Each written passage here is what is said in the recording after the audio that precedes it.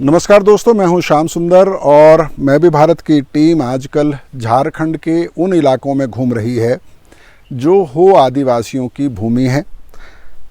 आज हम पश्चिमी सिंहभूम के एक छोटे से गांव में हैं और यहाँ पर जहाँ पर हम इस वक्त मौजूद हैं, इस जगह का ख़ास स्थान है हो आदिवासियों के इतिहास में, बल्कि यूँ कहना चाहिए कि भारत की आज़ादी की लड़ाई के इतिहास में भी इस जगह का ख़ास महत्व है।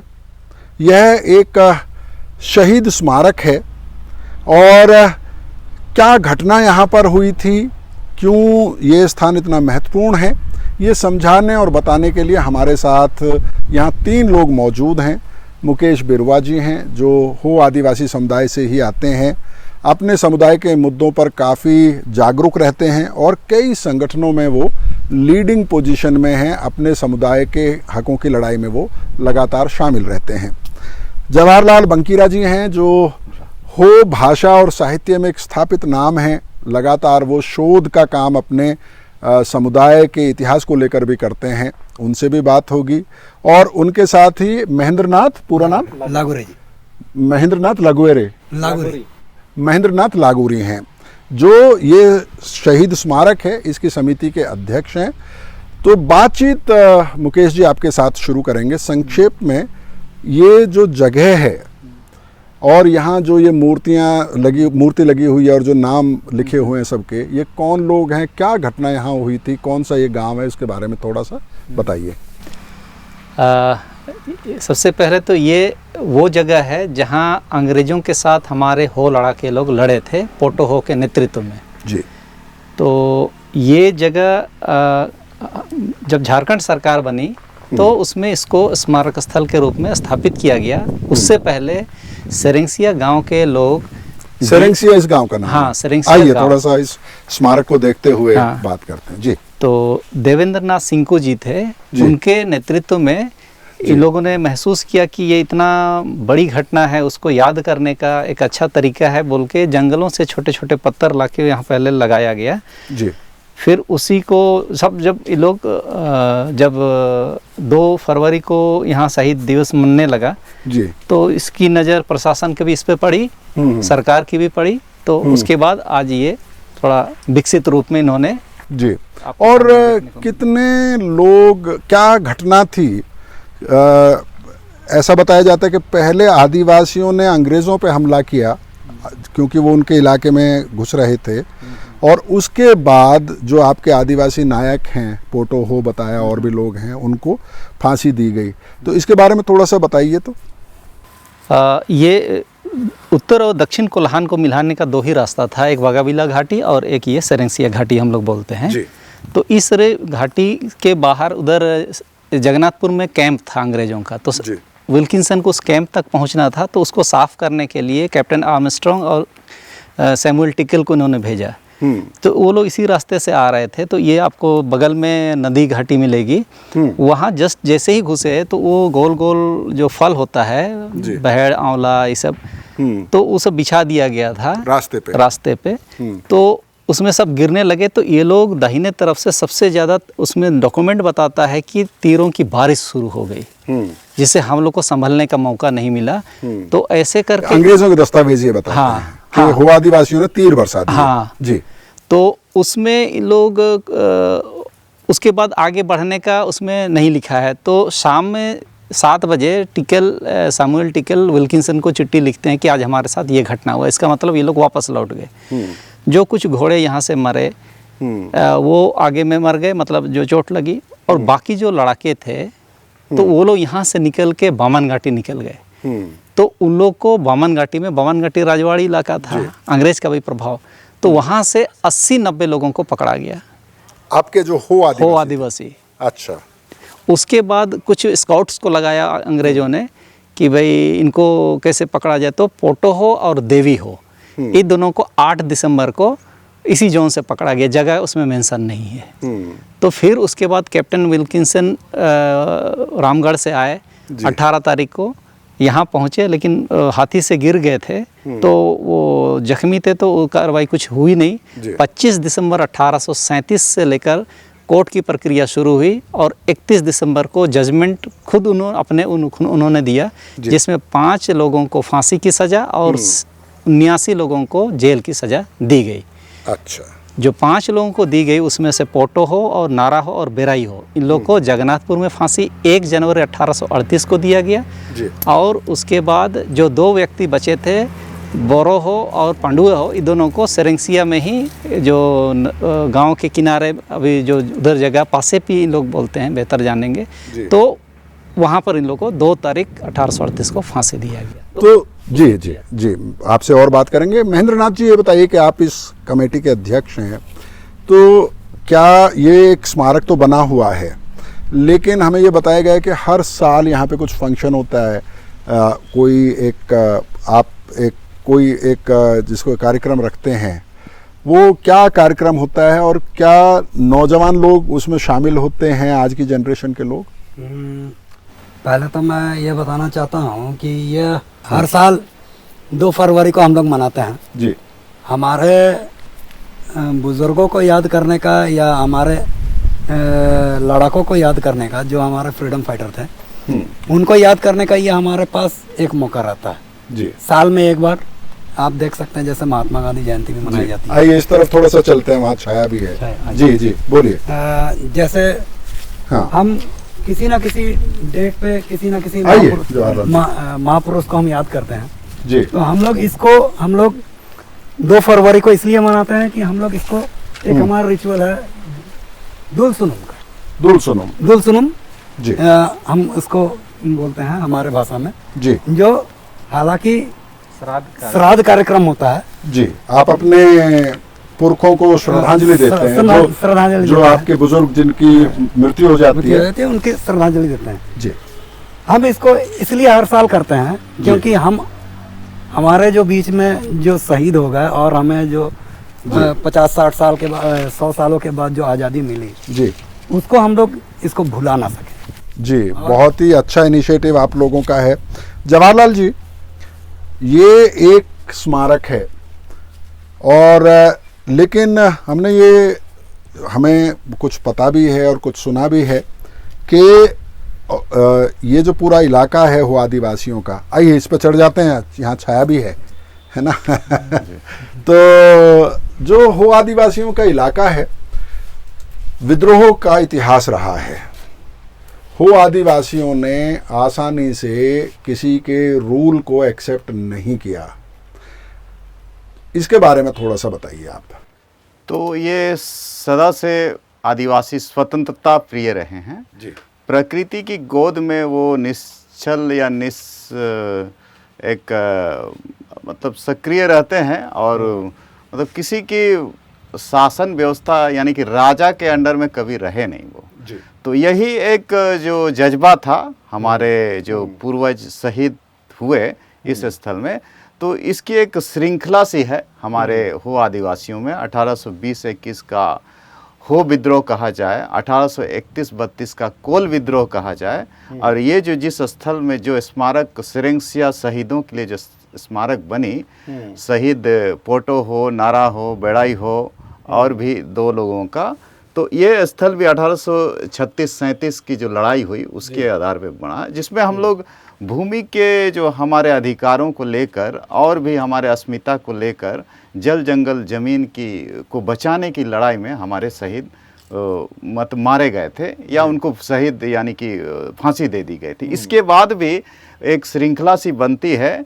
एक 1857 का जो पहला स्वतंत्रता संग्राम है उसमें भी हमारे गोनो होने बहुत आगे बढ़ चढ़ कर भाग लिया था। उसके बाद की भी जो बिरसा आंदोलन में भी हमारे लोग काफ़ी सक्रिय होकर तो कुल मिला के अगर आप देखेंगे तो हो आदिवासी जो हैं वो लगातार लड़ते रहे अपने जल जंगल ज़मीन, अपनी पहचान और संस्कृति को बचाने के लिए।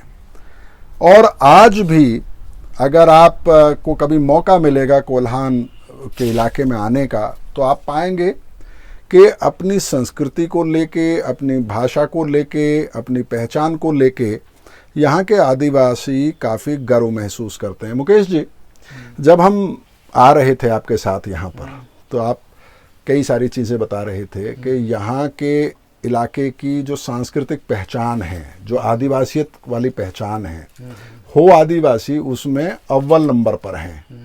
आप कुछ आंकड़े भी दे रहे थे, थोड़ा सा फिर से बताइए, हमारे देखने वालों को भी समझ में आए। वो देश में अगर आप देखेंगे वरना देश स्तर पे भी जनसंख्या का जो आंकड़ा होता है वो एक रिपोर्ट अच्छा माना जाता है कि हाँ उसमें तो उसमें जो रिलीजियस डेमोग्राफी आप देखेंगे तो पश्चिम साइड से जितने भी राज्य हैं, जैसे गुजरात है, महाराष्ट्र है, इधर आगे मध्य प्रदेश, छत्तीसगढ़, आदिवासी लोग लगभग 80 से 90% हिंदू ही लिखते हैं। जैसे ही आप अन्य राज्यों का छोड़ के अब सीधा हम झारखंड में आएंगे तो झारखंड में सबसे बड़ी समुदाय संथाल है, ये लोग 35% ही सरना लिखते हैं, बाकी लोग अन्य में लिखते हैं धर्म जो भी। मुंडा लोग 48% सरना लिखते हैं, बाकी लोग कुछ और लिख देते हैं। उरांव समाज 55.5% करीब सरना लिखते हैं, बाकी लोग कुछ और लिखते हैं। हो समुदाय है जो कि 93% सरना लिखता है। तो इससे लगता है कि हमारी जो सांस्कृतिक अपनी गर्व की भावना है हम में सबसे ज़्यादा है, इसीलिए हम लोग इतना एकजुट होके एक चीज़ लिखते हैं। मैं ये चीज़ बता रहा था। तो ये आंकड़े दिखाते हैं कि पूरा देश में हो समुदाय सबसे अपने आदिवासियत को लेके, अपनी संस्कृति और धार्मिक पहचान को लेके, सामाजिक पहचान को लेके काफ़ी जागरूक है और उस पर गर्व भी करता है। जवाहरलाल जी, पूरे झारखंड में मुझे लगता है कि वैसे तो जितने भी आदिवासी समुदाय, आइए फिर से धूप में ले चलते हैं आपको जितने भी आदिवासी समुदाय हैं देश के, सबके अपने अपने कस्टमरी लॉ हैं, लेकिन यहाँ पर आपकी जो मानकी मुंडा व्यवस्था है उसको बाकायदा प्रशासन ने माना है और एक का बाकायदा मानकी मुंडा न्याय पंच नाम से सिविल कोर्ट में उसको जगह भी दे दी गई है। तो अपने जो कस्टमरी लॉ हैं, आपके जो सामाजिक व्यवस्था है, उसको बचाए रखने में आप कितने कामयाब हैं? ईमानदारी से बताइए, क्या बढ़ा चढ़ा के नहीं? हम लोग काफ़ी स्तर तक, सामाजिक स्तर में भी, गांव के स्तर में भी हम लोग इस जो पारंपरिक जो हमारी शासन व्यवस्था है उसमें हम लोग कामयाब हैं। ऐसा इसलिए है कि वो सस्ता न्याय वहाँ मिलता है, यानी कि कम खर्च पे वहाँ न्याय उपलब्ध होता है और वहीं गांव में ही मिल बैठ के लोग उसका सेटलमेंट करते हैं। जैसे छोटे मोटे विवाद जो होते हैं, जो थोड़े से ज़्यादा बड़े स्तर के होते हैं, तो उन पे मानकी अपना देते हैं डिसीजन। ये इस तरह की बात है। गांव का जो समुदाय होता है, यानी सामाजिक व्यवस्था जो होती है, लोग एक दूसरे को जानते हुए होते हैं, तो बहुत सारी जो अच्छी बुरी बातें हैं वो सारा चीज़ लोगों को पता होती है पहले से भी।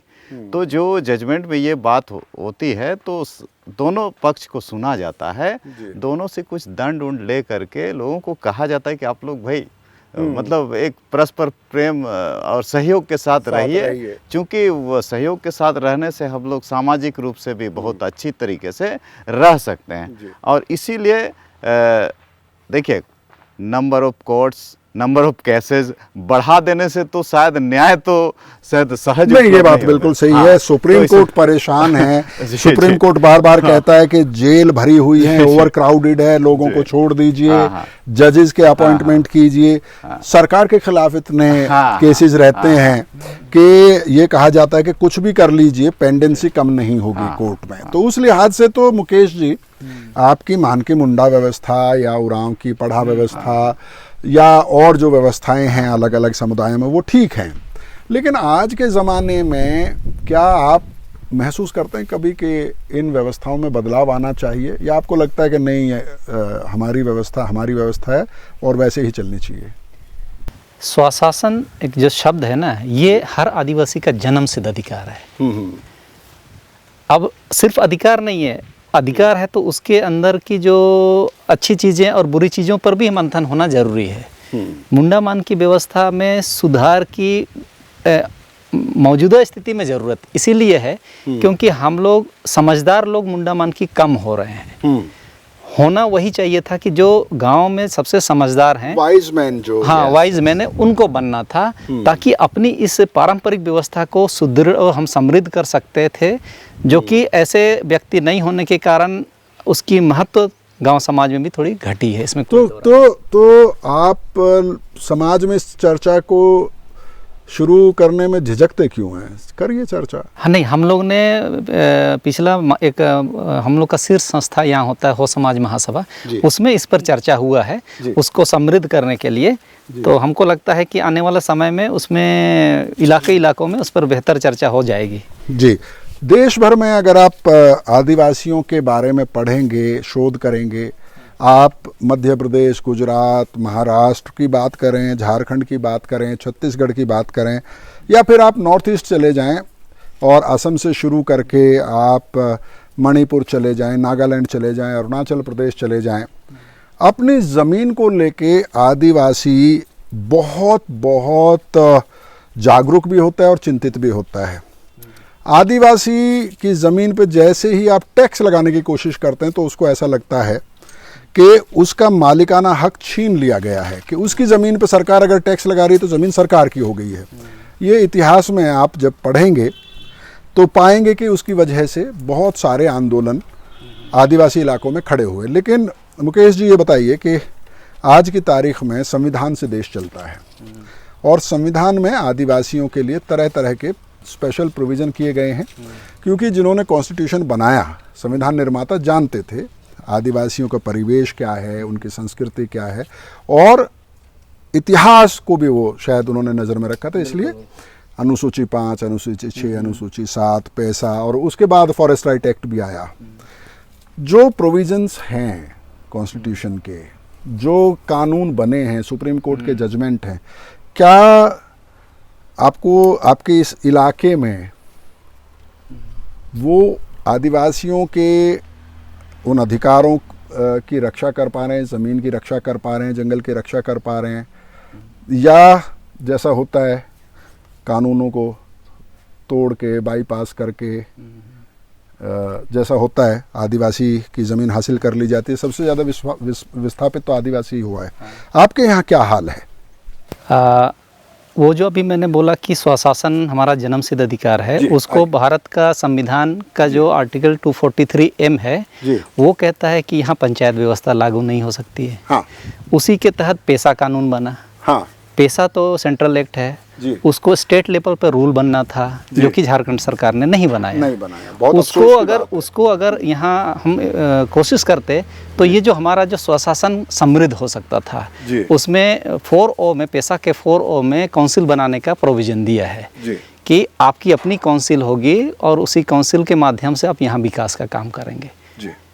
तो कानून तो है, लेकिन कहाँ उसका रूल बना ही नहीं है। तो ये समस्या है कि आप लोगों ने फिर भी असर्ट करके अपने कुछ गांवों को नगर पालिका से बाहर करवाया, उस बारे में थोड़ा सा बताइए। हाँ, वो एक एग्जाम्पल है पूरे देश के लिए कि चाईबासा नगर पालिका में 13 गाँव को लोग सम्मिलित कर दिया था। हम लोगों ने एजिटेशन करके संवैधानिक प्रावधानों का हवाला देके उन 13 गाँव को नगर पालिका से मुक्त कराया। ये 2011 की बात है, और स्वशासन पद्धति के तहत उसको ले अभी स्वशासन पद्धति के तहत, चूँकि आपको क्लियर लिखा है 243M में लिखा है कि ना पंचायत यहाँ होगा ना नगर पालिका होगा। और उसके बाद बी में नगर पालिका हो जाता नहीं, उसका प्रोविजन इसमें एजिटेशन किया, कानूनी प्रावधान भी है, संवैधानिक प्रावधान भी है, वो मैंने मान लिया, सरकार ने भी माना ही फाइनली। लेकिन अगर नगर पालिका में चले जाते आपके गांव, तो नगर मान लिए जाते, वो विकास होता, पानी, बिजली, सड़क। यही तो सवाल हमने उठाया जी, सिर्फ नगर पालिका में ही विकास क्यों, गांव में क्यों नहीं? वो सारी सुविधा आप गांव में दीजिए जी। हमारा तो गांव का देश है ये। बिल्कुल। तो ये बात हम लोग, चूँकि प्रोविज़न जब सबके लिए बना हुआ है तो उसी प्रोविज़न में विकास की सारी सुविधाएं दी जानी चाहिए। जी। और मुकेश बिरवा जी की इसी बातचीत के साथ इस चर्चा को विराम देंगे, क्योंकि आज ही हमें वापस दिल्ली जाना है। यहाँ से रांची करीब 3.5-4 घंटे की ड्राइव है, और आजकल तो एयरपोर्ट पे 2-2.5 घंटे पहले पहुँचना पड़ता है, तो इसलिए। लेकिन इस चर्चा को ख़त्म करते हुए कुछ पॉजिटिव बातें अगर मैं करना चाहूँ तो उसमें सबसे बड़ी बात मुझे ये नज़र आई इस पूरे इलाके में घूमते हुए कि यहाँ के आदिवासी समुदाय काफ़ी जागरूक हैं अपने जल जंगल ज़मीन के अधिकार को लेकर। और जो नई पीढ़ी है, सबसे मज़ेदार बात यह है कि जो नई पीढ़ी है वो अपनी भाषा को लेकर, अपनी संस्कृति को लेकर अपने समुदाय के बाकी मुद्दों को लेकर काफ़ी जागरूक है, वो आंदोलन में हिस्सा लेती है। जैसा अक्सर देखा जाता है शहरों में कि कई बार बहुत अलूफ रहते हैं, वैसा यहाँ पर बिल्कुल नज़र नहीं आता है। वो यहाँ के सब राजनीतिक कार्यक्रम हों या सांस्कृतिक कार्यक्रम हों या सामाजिक कार्यक्रम हों या भाषा को लेके कोई सेमिनार या कोई सभा बुलाई गई हो, उसमें बढ़ चढ़कर हिस्सा लेते हैं। और एक पूरा नेतृत्व नौजवानों का तैयार हो रहा है हो आदिवासियों में, जो एक उम्मीद बांधता है कि आदिवासियों के साथ जो नाइंसाफ़ी होती रही है, वो नाइंसाफ़ी हो आदिवासी समुदाय के साथ नहीं होगी। और इनका जो सेक्रीफाइस, शहादत का जो इतिहास है, संघर्ष का जो इतिहास है, विद्रोह का जो इतिहास है, उस इतिहास से सीखते हुए और उस इतिहास के गौरव को बनाए हुए अपने समुदाय की, अपनी ज़मीन की वो रक्षा करने में कामयाब होंगे। तो दोस्तों, मैं भी भारत का सफ़र आदिवासी भारत में चलता रहेगा। अलग अलग आदिवासी समुदायों से आपको मिलवाते रहेंगे।